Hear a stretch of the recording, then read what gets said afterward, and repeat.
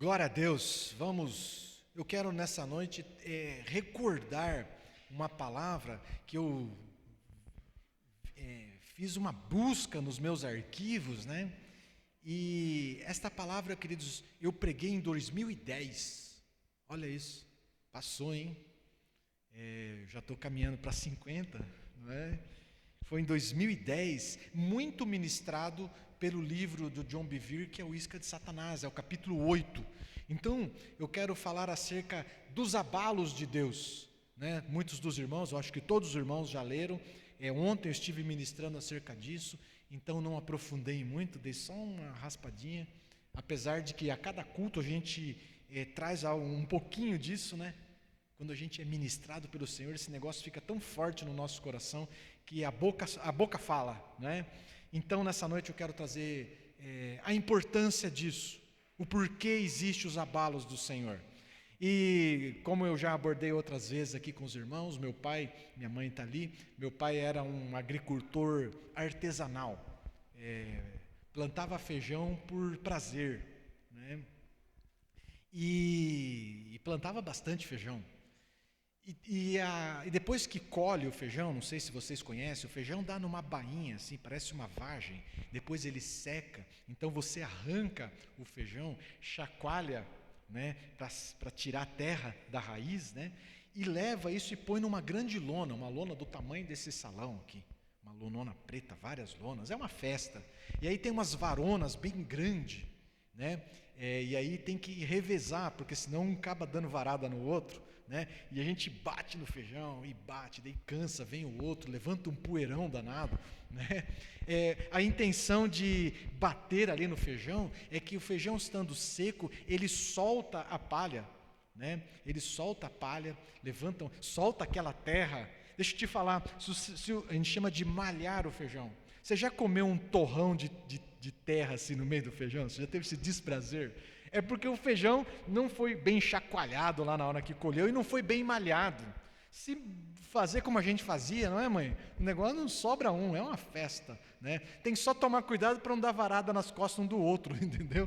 Que é aquela festa, né? No final, então, se tira aquela palha toda, mas sobra muito resíduo, muita terra ainda. Então vem uma outra fase, que é a fase da peneira, né? A peneira, né, joga na peneira, minha mãe, aquela senhorinha ali, habilidosa toda a vida, né, enche a peneira, e a peneira já de cara livra o feijão da terra, e depois que livra o feijão da terra, ela chacoalha para um lado e para o outro, e joga para cima, e assopra, para tirar a palha. Então o negócio mas joga bem alto assim, né, o povo era metido, jogava alto assim, eu era menino, e aí ele cai bem certinho na peneira novamente. A gente que não tem muita habilidade joga tudo torto, daí cai fora da peneira. É uma arte, né? E esse ritual artesanal, né, nos remete, queridos, a um texto bíblico da palavra de Deus, né? Quando da primeira vez eu estudando esse texto, o Senhor me deu essa ilustração, né, do malhar o feijão, né? Então, o agricultor, quando está lá malhando o feijão, ele não quer destruir o feijão, né? Na verdade, ele quer o feijão, ele não quer palha, ele quer só o que tem valor. Então, essa ilustração nos remete a um texto clássico da palavra de Deus, que eu vou projetar para os irmãos aqui, que é Hebreus, o capítulo 12, do versículo 25 até o versículo 27. Eu vou ler aqui. O texto diz assim, ó: cuidado, não rejeitem aquele que fala. Se os que se recusaram a ouvir aquele que os advertia na terra não escaparam, quanto mais nós, se nos desviarmos daquele que nos adverte dos céus. Aquele cuja voz outrora abalou a terra, agora promete: ainda uma vez abalarei não apenas a terra, mas também os céus. As palavras ainda uma vez indicam a remoção do que pode ser abalado, isto é, coisas criadas, de forma que permaneça o que não pode ser abalado. É isso, queridos. A gente abalava lá o feijão para ficar só aquilo que precisa ficar, só aquilo que não é possível abalar, só ficar aquilo que tem valor, né? O feijão, é isso, é isso. Então, esse texto é um texto interessante, e eu te desafio depois a ler e estudar. Ele começa com uma advertência, né? Olha lá, cuidado. Eu gosto de dar um apreço a essas advertências. Parece às vezes redundante, mas cuidado. Não rejeitem aquele que fala. Então, queridos, parece uma advertência até meio que desnecessária. Porque vamos falar a verdade, a gente gosta de ouvir a voz de Deus, sim ou não? Não é? Alguém rejeitaria a voz do Senhor? Né? Por que essa advertência? Cuidado, não rejeitem aquele que fala. Né? Nós queremos ouvir a voz do Senhor. Nós gostamos de ouvir a voz do Senhor. E principalmente quando vem um incentivo da parte de Deus. Amém? Amém? Quando Deus nos fala, eu estou contigo. Onde você estiver, eu estarei com você. Tem um texto, eu separei, Isaías 49, eu gosto dele. Olha o que diz lá, ó.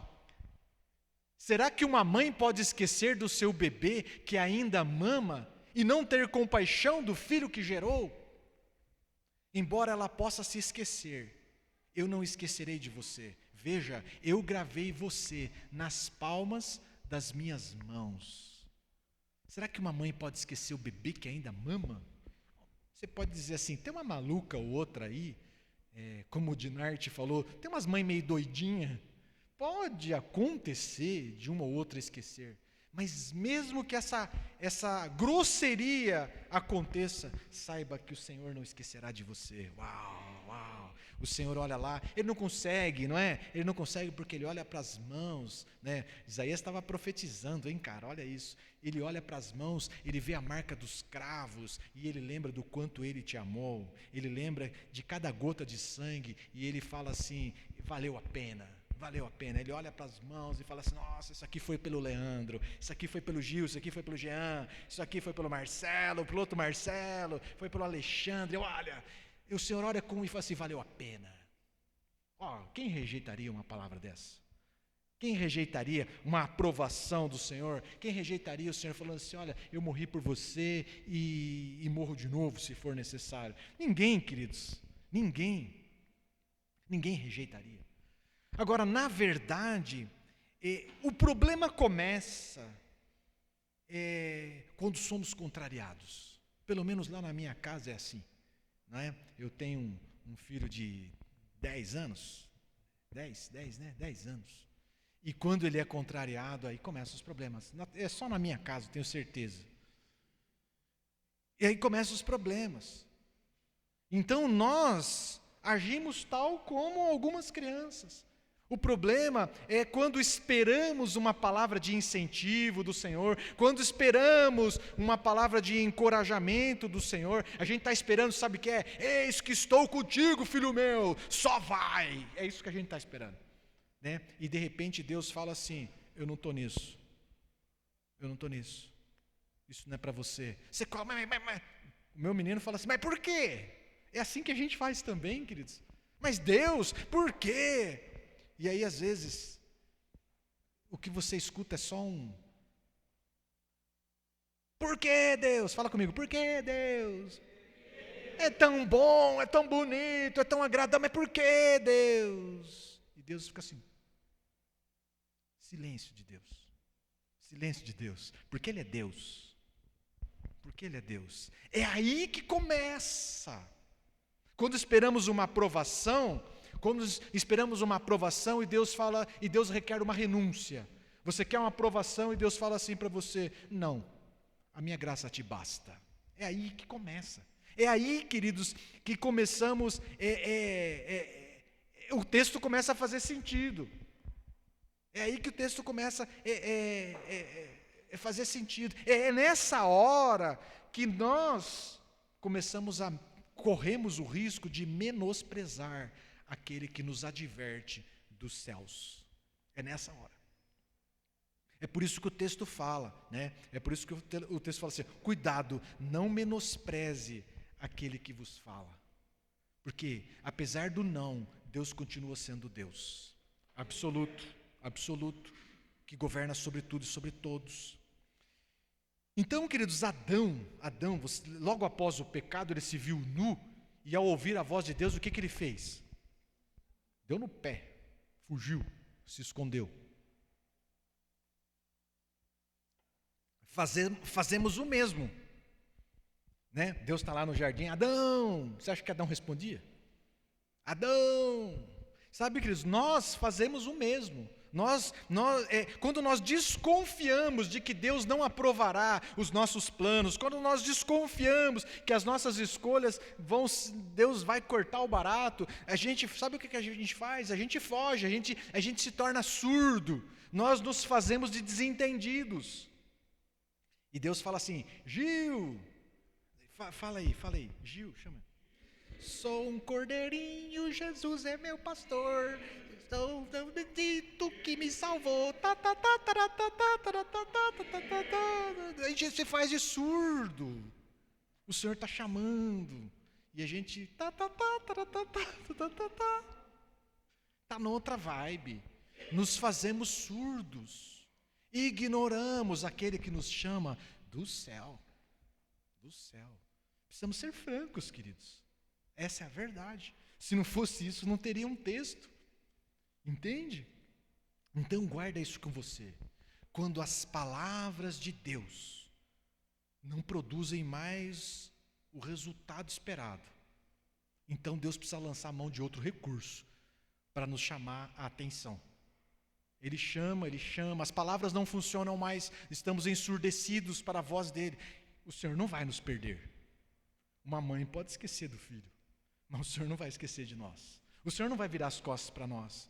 É nesta hora que o Senhor precisa lançar mão de outro recurso para nos chamar a atenção, para nos colocar no caminho de novo, para nos colocar na direção novamente. É nessa hora. E que recurso é esse? São os abalos, são os chacoalhares de Deus. Deus chacoalha, né? Deus chacoalha. Eu fiz uma análise da minha vida, né? Na grande maioria das vezes, e graças a Deus por isso, Deus eu percebo as ações de Deus na suavidade, na delicadeza, na grande maioria das vezes. Na grande maioria das vezes eu vejo um agir de Deus na minha vida, eu posso olhar também para a tua vida, a grande maioria das vezes Deus age na nossa vida, nos corrige, na suavidade, na delicadeza, mas eu preciso dizer para você que Deus também abala, entende? Deus também estremece, Deus também chacoalha o seu povo. Nós precisamos entender que Deus também age assim, né? Então, o mesmo Deus que age na suavidade, que nos encoraja, que nos incentiva e faz isso por nos amar, é também por nos amar que Ele nos agita, que Ele nos chacoalha. O agricultor lá, ele chacoalha, ele não está desprezando o feijão. Na verdade, ele quer o feijão. Ele quer só o feijão. É isso. Então, queridos, os abalos de Deus também é uma manifestação do amor de Deus para as nossas vidas. Você pode dizer um amém? Só os mimados, só os bebês não entendem assim. Mas os maduros entendem que o mesmo Deus que ama e nos adverte na suavidade, é um Deus que também, por nos amar, nos chacoalha, faz balançar tudo. Por quê? Porque Ele não quer nos perder. Então, quando eu tive esse entendimento, e isso nunca é fácil, num tempo doloroso, num tempo difícil, a pergunta é inevitável, não é? Eu falei assim, poxa, por que Deus estaria por detrás de uma porta que fecha? Essa foi a minha pergunta. E é uma boa pergunta, Deus não se recusa a responder.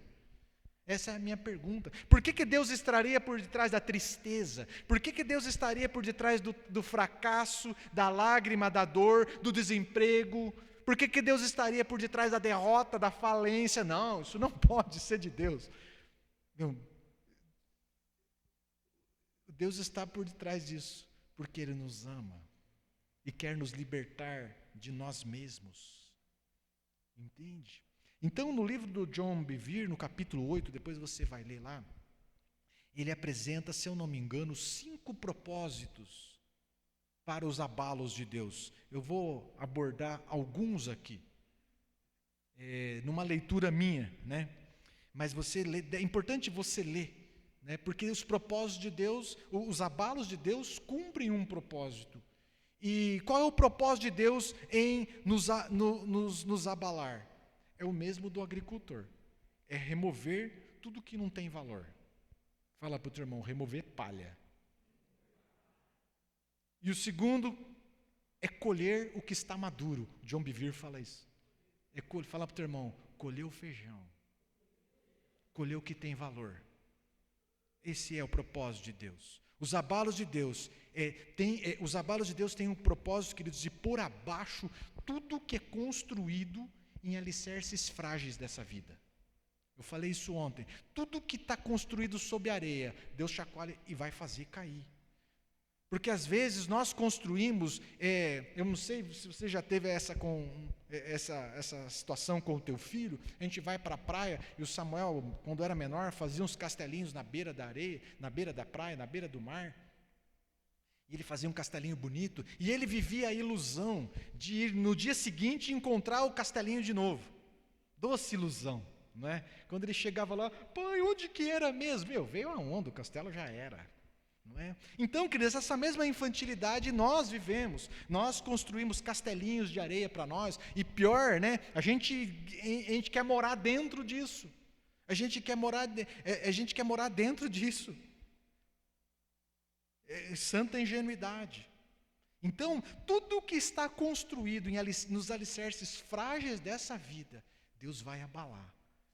Por quê? Porque precisa ficar só aquilo que não é possível abalar. E o que não é possível abalar é aquilo que está construído sob o alicerce que é Cristo Jesus. Esse é o alicerce sólido.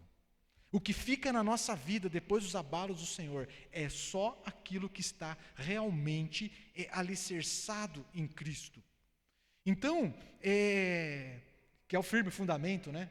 Então chacoalha tudo. Sabe que depois que você passa por um abalo de Deus, você sai para o lado de lá da vida. Porque eu preciso te dizer, os abalos não vêm para nos destruir, você já entendeu?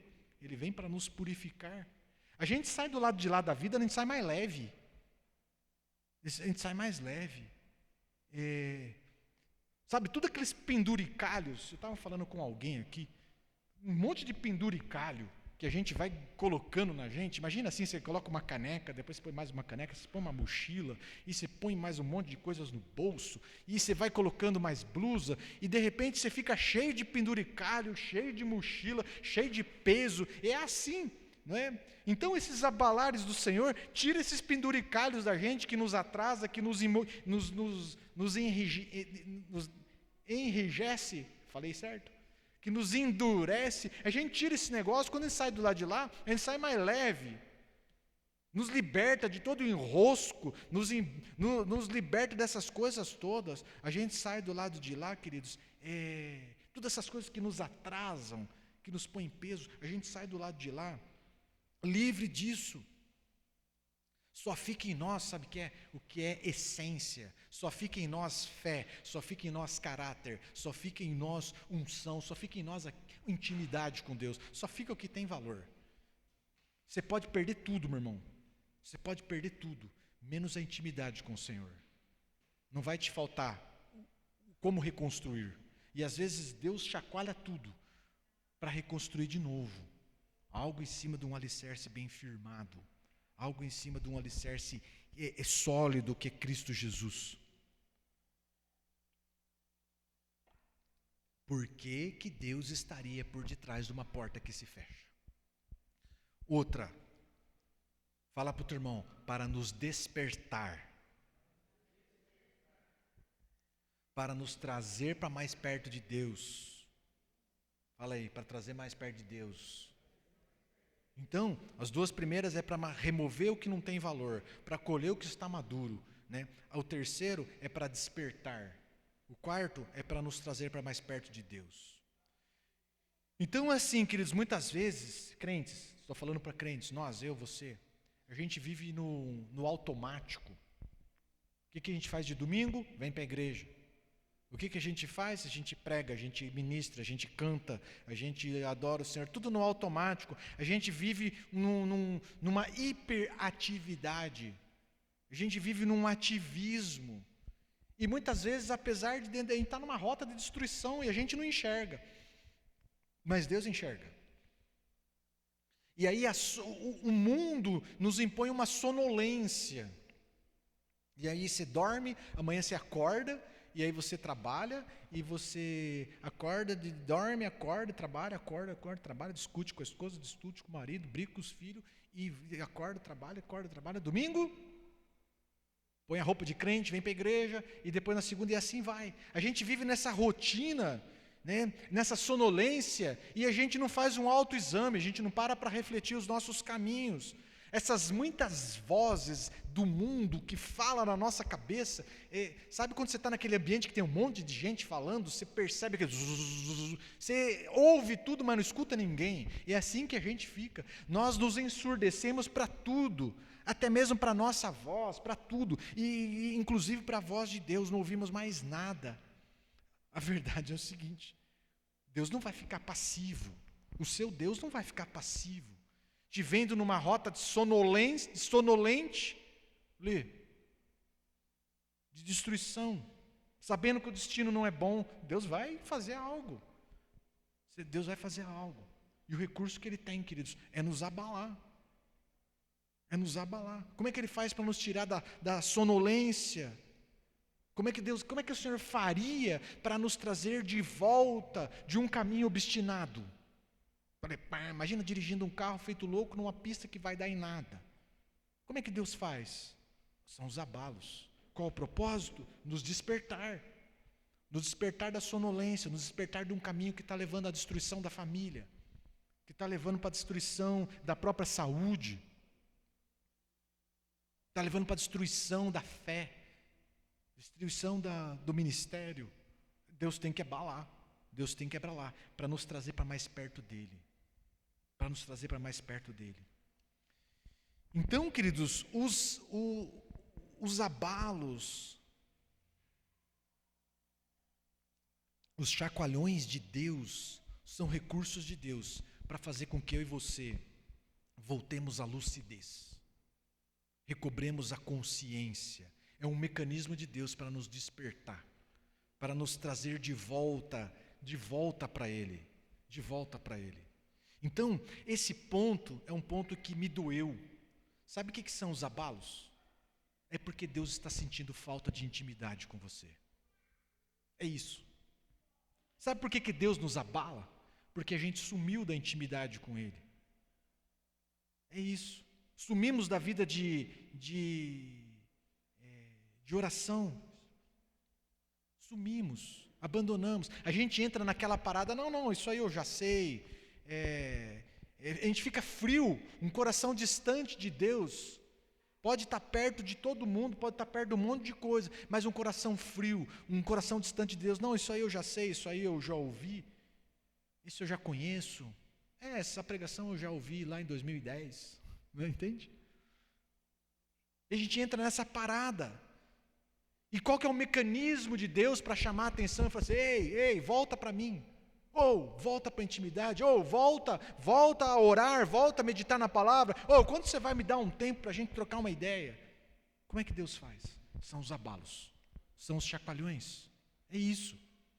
Os chacoalhões de Deus é um clamor por intimidade comigo e com você. Um chacoalhão de Deus é assim: volta para mim, eu te amo, cadê você? Eu olho para minha mão, eu lembro de você, mas eu vejo os cravos, mas cadê você? É isso, queridos. Então, Deus não está contra nós. Por que Deus estaria por detrás de uma porta que se fecha? Preciso te dizer, Deus não está contra nós. Ele está por nós. Fala para o teu irmão, Ele está por nós. Ele está por nós. É por nos amar e não aceitar nos perder que Ele nos abala. Então, os abalos é um forte indício.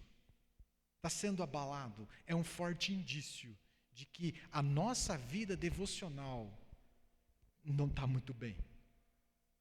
Nós precisamos voltar a conectar com Deus, voltar a ter intimidade com Deus, a ter um tempo com Deus. Não, pastor, graças a Deus eu não estou sofrendo abalo nenhum. Mesmo assim, que bom, não espere ser abalado, faça um autoexame. Como está a sua devocional com Deus? Como está o seu tempo com Deus? Como está a sua conversa com Deus? Porque primeiro a gente esfria, depois a gente despreza aquele que fala. Depois a gente começa a rejeitar aquele que fala. Não é um negócio rápido. Os abalos é o último recurso que Deus tem. Antes a gente rejeita a pregação, rejeita os ministros, rejeita os alertas que Deus nos envia de várias formas, de várias fontes, e a gente vai rejeitando. Bom, enfim, o que sobra é ser abalado. Então, queridos, os abalos só acontecem quando as palavras não são mais ouvidas, quando não há mais comunhão, quando não há mais intimidade com Deus. Então a pergunta nessa noite para você é isso, né? Está sendo abalado? Você vê áreas da tua vida que está sendo chacoalhada? Eu vejo na minha vida. Esta igreja está sendo chacoalhada. O Senhor não está contra nós. O Senhor quer tirar de nós tudo que é palha, tudo que não tem valor e nos chamar para mais perto dEle. Qual é a resposta? Qual a resposta que daremos ao Senhor? Qual é a resposta que daremos ao Senhor? Então, a gente já sabe o porquê dos abalos, não é? O Senhor quer nos purificar, o Senhor quer tirar de nós as fantasias, quer tirar de nós a sonolência, o Senhor está nos chamando para a intimidade. Então é assim, nós já sabemos o porquê somos abalados.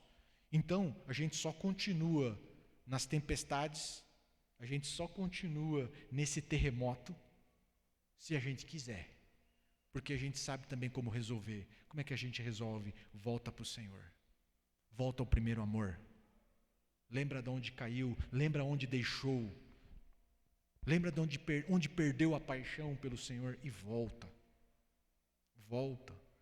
Viu? Essa é uma palavra para crentes, para mim, para você. A gente tem uma habilidade danada em se perder nesse caminho. E a gente fica envolvido com nós mesmos. Nós criamos um culto de nós para nós. E a gente se envolve apaixonadamente um com o outro. E o Senhor fica de fora. E o Senhor fica de fora. E a gente constitui uma amizade, um amor, uma melosidade. E Deus fica de fora. Fica tão bacana, mas é uma igreja sem Deus. Sem a voz do Espírito Santo. Sem intimidade, sem relacionamento. Então Deus abala.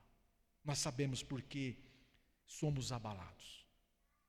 Então, querido, nessa noite, nós precisamos dar uma resposta do nosso coração. Eu não sei se as suas finanças estão sendo abaladas, eu não sei se o seu casamento está sendo abalado, se tua vida profissional, se a tua saúde, se tudo isso misturado. Eu sei que nós precisamos dar uma resposta do nosso coração. Sabe qual é? Ó Pai, me perdoe pelo tempo da ausência. Me perdoe por não ter ouvido a tua voz. O pastor Alcione fala muito legal, queridos. Ele fala assim que, é óbvio, é claro, nós cremos na palavra profética. Amém? Nós cremos, nós praticamos, nós buscamos isso. Mas isso precisa despertar um santo incômodo em nós. Quando alguém chega assim e fala: minha irmã, eu tenho um recado de Deus para a tua vida. Fala assim: Sabe o que significa isso, queridos? Nós não menosprezamos aquele que fala, mas para o Senhor mandar recado, é porque eu não estou ouvindo. Porque o Senhor Jesus morreu para que eu e você tivéssemos livre acesso ao Pai, para que o Pai pudesse nos ministrar diretamente, sim ou não? E por que o Senhor está precisando mandar um recado? Porque eu estou me ensurdecendo para a voz do Senhor. E o Senhor, por muito me amar, está mandando mais um para falar comigo. Cuidado. não menospreze aquele que vos fala. Porque ao nos ensurdecermos para a voz do o Senhor não vai nos perder, Ele vai nos abalar. Então, não vamos esperar os abalos. Voltamos para o Senhor rapidinho. Fazemos um autoexame rapidinho. Fala assim para o seu irmão, não precisa doer. Não precisa doer. Porque o texto bíblico, ele bate pesado. Ele fala, a gente já desligou, né? Ele fala assim, que ele vai agitar a terra e vai agitar os céus. Sabe o que é isso, meu irmão? Terremoto, raio, trovão. Você está entendendo? Vai agitar a terra e também vai agitar os céus. Então é a terra tremendo embaixo do teu pé, mais raios e trovões e tempestades. Não vamos esperar. Não vamos esperar. Estou voltando, meu Pai. Que o Senhor nos perdoe por o tempo de ausência. Que o Senhor nos perdoe pelo ativismo. Que o Senhor nos perdoe porque às vezes construímos os nossos castelinhos e acabamos deixando ele de fora. Que o Senhor nos perdoe porque às vezes somos abençoados pelo Senhor e fazemos da bênção o motivo da nossa vida e perdemos o Senhor. Misericórdia. Misericórdia. Amém. Amém. Essa é a palavra de hoje, amado. Queria convidar você a orar. Vamos nos colocar em pé.